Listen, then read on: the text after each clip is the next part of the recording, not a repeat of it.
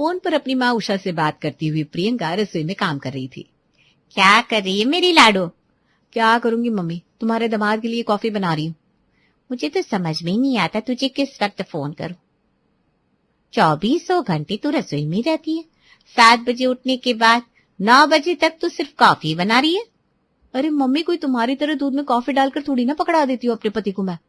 Cappuccino coffee with cream पसंद है करण को, बनाने में 20 से 30 मिनट लग जाते हैं। ऊपर से मेरी सास को चाहिए इलायची वाली चाय, ससुर जी को बिना इलायची वाली, बिना शुगर वाली, सिर्फ अदरक और दूध वाली चाय, मेरी ननद को बिना दूध वाली ब्लैक कॉफी। इन सब के लिए चाय और कॉफी बनाते बनाते मैं खुद सिर्फ गर्म पानी पीकर अपनी आत्मा तृप्त कर लेती हूँ। जा जा, पहले अपने पति को कॉफी पकड़ा करा, फिर बात करती हूँ मैं तुझसे। प्रियंका कॉफी लेकर कमरे में आती है। क्या खुशबू आ रही है प्रियंका।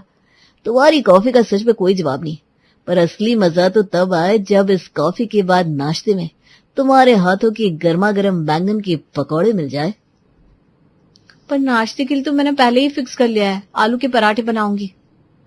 तो बदल दो ना प्लान भाभी, और अगर बैंगन के पकौड़े बन ही रहे तो मेरे लिए उस उबले हुए आलू से आलू के पकौड़े बना देना, वही बात होगी, आलू वेस्ट भी नहीं जाएंगे। तो फिर पापा जी और मम्मी जी के लिए भी पकौड़े ही बना दूंगी मैं, कच्चे आलू के। अब बताओ भाभी, पराठे बनाने जाती तो कितना वक्त लग जाता तुम्हें। सभी को एक एक करके गर्मा गर्म पराठे परोसो, पकौड़े तो एक बार में 10 निकल जाएंगे कढ़ाई से। आपका मन हो रहा है ना पकौड़े खाने का दीदी, ऐसे में आप तो कढ़ाई से आप एक बार में 20 पकौड़े भी निकलवा देंगी। प्रियंका का फोन बजने लगता है, वो कान पर लगाकर रसोई में चली जाती है। अब समझ में आया तुझे देरी कहाँ होती है। अरे बस कॉफी पकड़ानी थी दामाद जी को, तो क्या वहीं जम गई थी? अरे इतनी देर में तो मैंने सारे आलू पीछ लिए। अरे मम्मी, वो क्या हुआ ना, कमरे में दीदी आ गई थी और दोनों भाई बहनों ने मिलकर नाश्ते में पकौड़े की फरमाइश कर दी। सोच रही उसी की तैयारी कर लो। अच्छा, पकौड़े बना रही है ना, तो एक काम करना, इस बार बेसन के घोल में जरा सी सूजी या चावल का आटा मिला देना, थोड़ा सा बेकिंग सोडा भी डाल सकती है, इससे ना पकौड़े फूले फूले बनेंगे। यार मम्मी, तुम जानती नहीं हो मेरे ससुराल वालों की इतनी नौटंकी है। इन लोगों की जरा सी टेस्ट 19-20 हुई ना तो कह देंगे मजा नहीं आया। तेरे ससुराल वाले जैसे 3 परिवारों को अकेले हैंडल किया है मैंने, 3 घरों की इकलौती बहू थी मैं, तो इतना दिमाग तू मत चला। मैंने जो कहा है वही कर, और हाँ, बैंगन में पहले ही नमक और मसाले मिलाकर थोड़ी देर के लिए छोड़ देना, उसके बाद ही उसे फ्राई करना, इससे बैंगन के पकौड़े और स्वादिष्ट लगेंगे। अपनी माँ की बात मानकर प्रियंका बिल्कुल उसी तरह के पकौड़े तैयार कर लेती है और पकौड़ों की फोटो लेकर अपनी माँ को व्हाट्सएप करती है। अरे ये तो वाकई मम्मी का नुस्खा काम कर गया, क्या सही पकौड़े बने। इतने अच्छे पकौड़े तो मैंने इससे पहले खुद कभी नहीं देखे। शादी के पहले ये आइडिया मम्मी ने दिया होता ना, तो शादी ना करके मैं पकौड़ों का काउंटर ही खोल लेती। वहां व्हाट्सएप पर ब्लू टिक हुआ, यहाँ मम्मी ने कॉल कर दिया। बताओ, है ना लाजवाब पकौड़े मम्मी? बस चटनी बनानी है अब। परसों रात को जो धनिया की चटनी बनाई थी तूने, उसका क्या हुआ? वो तो फ्रिज में ही रखी हुई है मम्मी। वैसे तुम्हें याद था क्या? हाँ, तो उसे फेंकने का इरादा है क्या? दिन भर ताजी ताजी चीजें बनाती रहेगी तो यही होगा ना, और जब तक तू चटनी पीसेगी तब तक पकौड़े ठंडे हो जाएंगे, फिर तेरे ससुराल वाले कहेंगे कैसे पकौड़े बना दिए बहू, मजा नहीं आया।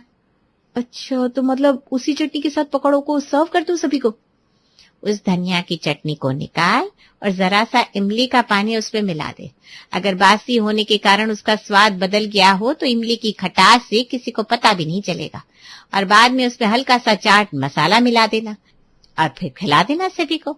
अगर इसके बाद तेरी वाहवाही ना हो गई तो मैं अपना नाम बदल लूंगी। प्रियंका अपनी माँ का कहा हुआ आइडिया इस्तेमाल कर सभी को धनिया की खट्टी चटनी के साथ आलू और बैंगन के पकौड़े परोसती है। अरे वाह, आज तो पकौड़े कुछ ज्यादा ही कुरकुरे और फूले फूले से दिख रहे हैं बहू। वाह वाह बहू, ये तो कुरकुरे की तरह क्रंची है। देख रही हैं शैलजा जी, ये है मेरी पसंद। आप तो ऐसे कह रहे हैं जैसे मैंने बहू को देखते ही मना कर दिया था। मैंने भी हामी भरी थी तब तो बहू बनकर आई है प्रियंका हमारे घर। अगर मैंने ना कर दी होती तो ये शादी नहीं हो पाती, तो इन कुरकुरे और टेस्टी पकौड़ों का सारा क्रेडिट मुझे जाता है। अरे आप सभी क्या पकौड़े पकौड़े कर रहे हैं? कोई चटनी को खाकर तो देखो, धनिया की खट्टी चटनी पहली बार खाई है मैंने। भाभी कसम से क्या चीज बना दी आपने, मजा आ गया। प्रियंका हैरान थी, आज तक उसके बनाए किसी भी डिश की इस तरह तारीफ नहीं हुई थी। जो इतनी आज हो रही थी। नाश्ते के बाद प्रमोद रसोई में आता है और अपनी बहू को अपनी जेब से निकालकर 501 रुपया देता है। इसकी क्या जरूरत थी पापा जी? अच्छा, तो खुश होकर बाप बेटी को कुछ दे भी नहीं सकता? अरे ऐसी बात नहीं है पापा जी, मेरा मतलब है मुझे बहुत खुशी हुई। इन पैसों को मैं कभी खर्च नहीं करूंगी, हमेशा संभाल कर रखूंगी। प्रमोद के रस्ते से जाते ही प्रियंका खुशी के मारे अपनी माँ को फोन लगाती है। मम्मी मम्मी मम्मी, तुम विश्वास नहीं करोगी आज क्या हुआ।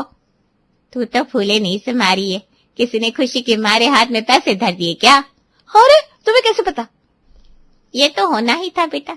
तेरे पापा मुझे हाथ खर्च के मुश्किल से 15,000 रुपए देते थे, पर महीने के अंत तक मेरे पास 30,000 हो जाते थे। पता है कैसे?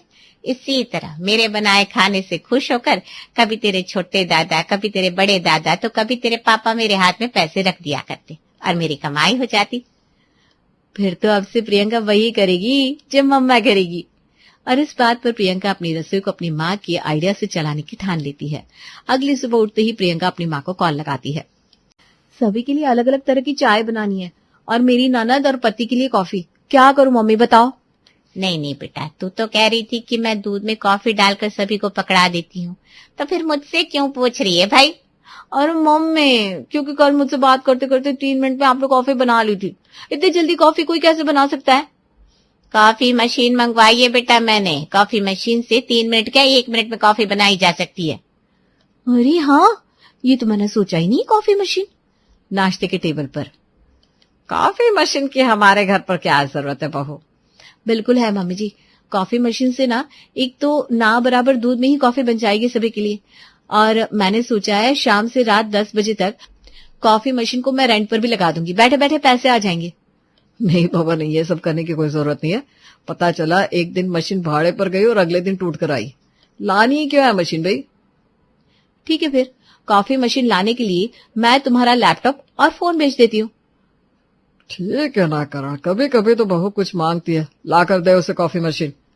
अपनी जिद से प्रियंका अपनी रसोई में कॉफी मशीन मंगवा ही लेती है। एक हफ्ते बाद। तेरी प्रोफाइल फोटो में तेरा चेहरा बड़ा दमक रहा है बेटा, क्या इस्तेमाल कर रही है आजकल तू? आजकल 1-1.5 घंटा एक्स्ट्रा सोती हूँ मम्मी, फेस तो ग्लो करेगा ही। Thanks to you. Coffee machine आने के बाद काम लगभग आधा हो गया मेरा। पीछे से ये तोड़ा फोड़ी की आवाज कहाँ से आ रही है? जरूर शर्मा अंकल कोई रिनोवेशन करवा रहे होंगे, बड़े पैसे जमा कर रखे हैं उन्होंने। अरे नहीं नहीं बेटा, ये आवाज हमारी रसोई से आ रही है। वो क्या है ना, पहले का घर है ना, वास्तु देखा ना कुछ, जैसे पैसे आते गए घर बनता चला गया। ऐसे तो रसोई अग्नि कोण में होनी चाहिए, पर हमारे दक्षिण कोण में है, तो वही जरा बदलवा रही हूँ। अच्छा, ऐसा भी कुछ होता है क्या? ये तो मुझे पता ही नहीं था। मम्मी तुम जल्दी से वीडियो कॉल करके देखो ना मेरी रसोई ठीक है कि नहीं, या यहाँ पर भी कोई तोड़फोड़ करवानी होगी। प्रियंका तुरंत अपनी माँ को वीडियो कॉल करती है। तेरी रसोई तो अग्नि कोण में ही बनी हुई है बेटा, पर चूल्हे के तुरंत बाद में कभी भी सिंक नहीं होना चाहिए। माना आजकल का चलन हो गया है, पर अग्नि और पानी को दूर रखना चाहिए। मैं भी ना दरवाजे के पास सिंक बनवा रही हूँ, तू भी बदलवा ले। वैसे तुम किचन में कलर कौन सा करवा रही हो मम्मी? रसोई की दीवारों का रंग ज्यादा गाढ़ा नहीं होना चाहिए बेटा, तो सोच रही हूँ नारंगी कलर करवा लूं या फिर गुलाबी। हाँ, अब समझ में आया मेरी रसोई में इतने चूहे क्यों आते हैं। नीला रंग जो करवा दिया था करण ने, उधम तो मचाएंगे ही चूहे। रात को 1 साल पहले तो हमने फ्लैट लिया प्रियंका, अभी तो ईएमआई भी खत्म नहीं हुई और तुम रेनोवेशन पर आ गई। सब बढ़िया तो है, क्या बदलना है तुम्हें? मुश्किल से 50,000 का खर्चा आएगा, पर तुम उसे भी बचाना चाहते हो तो बिल्कुल बचाओ। एक दिन इन वास्तु दोषों के कारण जब घर में लोगों की तबीयत बिगड़ने लगेगी और लाखों लाखों रुपए निकलने लगेंगे ना, तब समझ में आएगा तुम्हें। करण तो अपने हाथ खड़े कर देता है, पर प्रियंका ने ठान लिया था अब वो वही करेगी जो उसकी माँ करेगी। अपने सोने के कंगनों को गिरवी रखकर मार्केट से प्रियंका 80,000 रुपए उठा लेती है। मम्मी, पैसों का इंतजाम तो हो गया है, पर अगर रसोई में मैं काम लगवा दूंगी तो खाना कहाँ बनेगा? तू तो पूरी औरत बन गई बेटा। अच्छा है अच्छा है, वही कर जो मैंने किया है। सूखा नाश्ता बना के धर दे, हफ्ते भर तो चल ही जाएगा, तब तक रसोई की मरम्मत भी हो जाएगी। बगल से पड़ोसन ज्योति को बुलाकर प्रियंका सूखा नाश्ता बनाने में लग जाती है। फाइनली सब हो गया। मुझे लगा नहीं था कि एक दिन में मैं इतना कुछ बना पाऊंगी। मठरी, भुना चना, चना, मूंगफली मिक्स, खाखरा, थेपला, सूखी पुरिया, सत्तू के लड्डू, चना दाल, नमकीन, खमण, अचार, सूखी रोटी, इन सब के मिलाकर हो गए 5,000 रुपये। बाकी पोहा, चिवड़ा, बिस्कुट, मिक्सचर, भुजिया वगैरह तुम बाहर से रेडीमेड मंगवा लेना प्रियंका, नहीं तो मैं कल आ जाऊंगी। 2,500-3,000 कल के भी लग जाएंगे। अरे भाई 5,000 में तो मैं रेडीमेड बाजार से सामान ले आती। यहाँ राशन भी मैंने अपने पैसों से मंगवाया था। सिर्फ बनाने का 5,000। और कौन सा अकेले काम किया है तुमने? बराबर का मैंने भी तो मेहनत की है। 500 ले लो। जब जेब में कड़की छाई थी तो किसी को काम पर बुलाए क्यों प्रियंका? मेरा तो यही चार्ज है और पैसे मैं लेकर जाऊंगी। कुकिंग करने का आइडिया इसे मैंने ही दिया था और आज ये मुझे ही ठगने को तैयार है।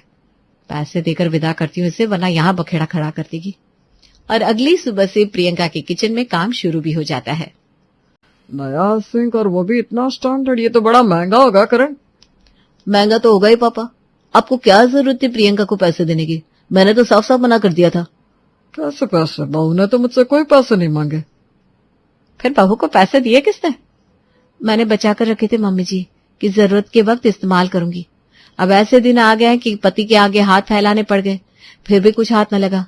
मजबूरन मुझे अपने जमा किए हुए पैसे निकालकर रसोई में काम लगवाना पड़ा। वो सब तो ठीक है भाभी, पर किचन में तो काम चल रहा है, खाना कहाँ बनेगा? सूखी रोटी है, अचार है, थेपला है, चिवड़ा है, पोहे है, बिस्किट है, और क्या चाहिए? पर बहू ये सब तो नाश्ते में फिर भी खाया जा सकता है, पर दोपहर में कैसे? अब रसोई में काम मैंने खुद की खुशी के लिए तो लगवाया नहीं मम्मी जी। सभी को थोड़ा बहुत कॉम्प्रोमाइज तो करना पड़ेगा ना। और ये सब बनाने में भी अच्छे खासे पैसे पड़ गए मेरे। अब आप सब मन से खा लेंगे तो पैसे वसूल हो जाएंगे मेरे। सुबह सूखा नाश्ता, टिफिन में सूखा नाश्ता, दोपहर में सूखा नाश्ता, शाम में सूखा नाश्ता और रात को डिनर में भी सूखा नाश्ता। एक दिन में 4-4 वक्त सूखा नाश्ता खा खाकर प्रियंका के ससुराल वालों का तो मुंह ही सूख गया था। अरे यार मम्मी, कोई दवा है क्या तुम्हारे पास? मुंह के अंदर की ना सारी स्किन निकल गई है ये सूखा चिवड़ा खाकर, खाखरा खाकर। तो टूथपिक दो यार, कोई चने का छिलका मेरे मसूड़ों में फंस गया। भूख तो मिटती नहीं, हालत और खराब हो रही है। पता नहीं और कितने दिन ये सब झेलना पड़ेगा। कुछ गीला खाने का मन कर रहा है तो इंडक्शन में आप लोगों को दूध उबाल कर दे सकती हूँ और मैगी भी बना सकती हूँ। मैंने तो 7 दिन के हिसाब से नाश्ता तैयार कर दिया था, बस 2 दिन का काम और थोड़ी दिन मैनेज कर लीजिए, फिर तो नई रसोई में नया नया खाना बनेगा।